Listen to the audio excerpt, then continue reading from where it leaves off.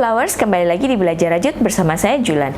Oke, di video kali ini saya akan membahas 5 jenis benang yang sangat versatile. Seperti apa videonya? Tonton terus sampai akhir ya. Seperti biasa, dukung terus channel ini dengan cara subscribe, like, komen, dan share. Serta follow semua sosial media kami ya. Dan teman-teman, ada info yang seru nih bagi teman-teman yang pengen belajar membuat dompet koin lucu seperti ini. Autumn Flower bekerja sama dengan Vokasia udah bikin e-course-nya nih. Di situ teman-teman belajar mulai dari teknik dasar merajut, pengenalan alat rajut, sampai membuat project sederhana seperti ini.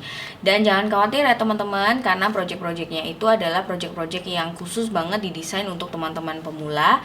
Jadi teman-teman bisa dengan mudah mengikuti step by stepnya. Bagi teman-teman yang berminat untuk join, linknya udah saya sertakan di kolom deskripsi ya. Oke, jadi di sini saya mau membahas 5 jenis benang yang sangat versatile atau yang bisa serbaguna gitu ya. Kurang lebih benang-benang ini tuh hampir bisa dipakai di seluruh project. Jadi mulai dari amigurumi, kemudian wearables, home decor, tas, dompet, kemudian karpet, selimut. Jadi benar-benar banyak banget yang bisa dibuat dengan benang-benang ini. Nah, apa aja benang-benang tersebut? Kita simak bersama ya. Yang pertama adalah, ini adalah salah satu benang favorit saya banget yang sering banget saya sebut ya. Ini adalah benang katun panda. Jadi kalau saya pribadi itu sering banget membuat amigurumi, kemudian wearables, beberapa produk bayi, selimut juga saya pernah membuat dengan katun panda ini. Hasilnya tuh oke banget karena tekstur benang ini tuh bener-bener enak gitu ya, dan terbuat dari bahan katun. Jadi nyaman untuk dipakai di segala project. Bahkan untuk bikin dompet pun hasilnya juga oke. Tapi memang katun panda ini harus dilapisi dengan furing ya, supaya dia lebih kuat. Yang kedua adalah katun combat.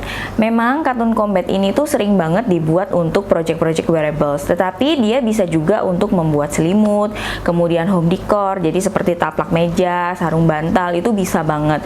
Kemudian untuk tas, dompet, dan untuk shawl, topi, itu bisa banget. Kalau misalnya untuk project-project baby, bisa bikin sepatu baby itu masih bisa. Kemudian untuk amigurumi itu juga bisa dibuat dengan katun combat ini. Yang ketiga adalah Sakura Milk Cotton. Jadi Sakura Milk Cotton itu adalah salah satu milk cotton yang memang oke banget untuk dibikin semua jenis project. Mulai dari amigurumi, kemudian wearables, selimut, karpet, tas, dompet, itu banyak banget bisa dibikin dengan benang Sakura Milk Cotton ini. Dan jenisnya tuh banyak banget ya teman-teman. Jadi ada yang dia self stripping, jadi yang langsung bergaris gitu, bermotif. Ada juga yang polos, dan itu semuanya oke banget karena benang ini benar-benar nyaman ketika dipakai. Nah, dari 3 jenis yang udah saya sebut itu adalah jenis yang katun. Jangan sedih ya teman-teman, masih ada 2 lagi dari jenis serat yang berbeda. Nah, yang keempat adalah akrilik. Yang saya sering pakai banget itu adalah Caron Simply Soft. Caron Simply Soft ini adalah akrilik yang premium ya teman-teman, dan dia itu bisa banget dibuat di berbagai macam project. Kalau saya seringnya memakai Caron Simply Soft ini untuk membuat wearables, kemudian untuk membuat selimut. Dan untuk amigurumi juga pernah saya bikin beberapa, tetapi paling suka itu membuat selimut dengan Caron Simply Soft. Karena memang benangnya itu isinya banyak banget dan cukup besar ya. Jadi kalau misalnya bikin selimut itu pas banget. Nah, kalau misalnya kira-kira untuk bikin tas gitu atau dompet atau karpet itu bisa nggak sih? Bisa banget nih teman-teman. Tetapi kalau akrilik hati-hati karena dia juga licin ya. Untuk karpet teman-teman harus menambahkan alas anti slip ya di bawahnya supaya dia mengurangi licinnya itu. Kalau untuk tas dan dompet, memang baiknya adalah diberi lining ya teman-teman, karena memang akrilik itu gampang sekali untuk berserabut dan dia akan gampang untuk molor seperti itu. Jadi amannya diberi furing supaya lebih awet. Yang kelima, dan ini adalah yang terakhir, ini adalah benang politik dan polycherry dari Onitsuga. Kedua benang ini merupakan jenis polyester yang sangat versatile atau serba bisa.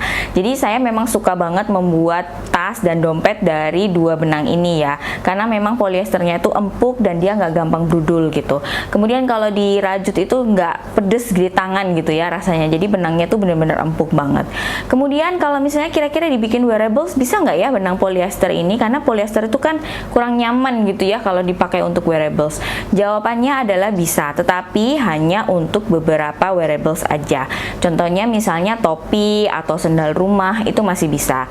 Tetapi kalau sandal rumah, hati-hati juga teman-teman, itu harus diberi lapisan busa ya, karena kalau tidak, polyester itu juga adalah salah satu benang yang cukup licin. Dan hati-hati juga, polyester ini sebenarnya kalau misalnya untuk home decor itu hanya beberapa project saja ya teman-teman. Hindari menggunakan polyester untuk yang panas gitu, misalnya kayak pegangan panas atau tatakan yang untuk teko panas, itu hati-hati. Kalau misalnya tatakan gelas biasa itu masih bisa, atau taplak meja biasa itu juga masih bisa, karena polyester gampang sekali leleh dan itu sangat berbahaya. Politik dan polycherry onitsuga itu juga bisa dibuat amigurumi loh teman-teman, tetapi memang untuk tekstur amigurumi dari benang polyester itu biasanya hasil akhirnya akan sedikit mengkilap. Jadi dan bikinnya itu juga agak sedikit susah gitu ya, karena benangnya cenderung licin. Jadi kalau preferensi saya sih, kalau amigurumi lebih baik yang jenis katun-katunan saja. Tetapi kalau teman-teman mau coba bikin amigurumi menggunakan polyester, boleh aja sih dicoba. Tetapi kalau teman-teman ingin nyobain bikin amigurumi menggunakan benang polyester, itu masih bisa kok. Kadangkala kita tuh pengen nyetok benang gitu ya teman-teman, tetapi kadangkala juga kita tuh takut kalau misalnya stok benangan kita tuh tidak terpakai gitu. Tetapi jangan khawatir, dengan 5 rekomendasi dari saya ini adalah merupakan benang yang sangat serbaguna dan bisa digunakan di berbagai macam project.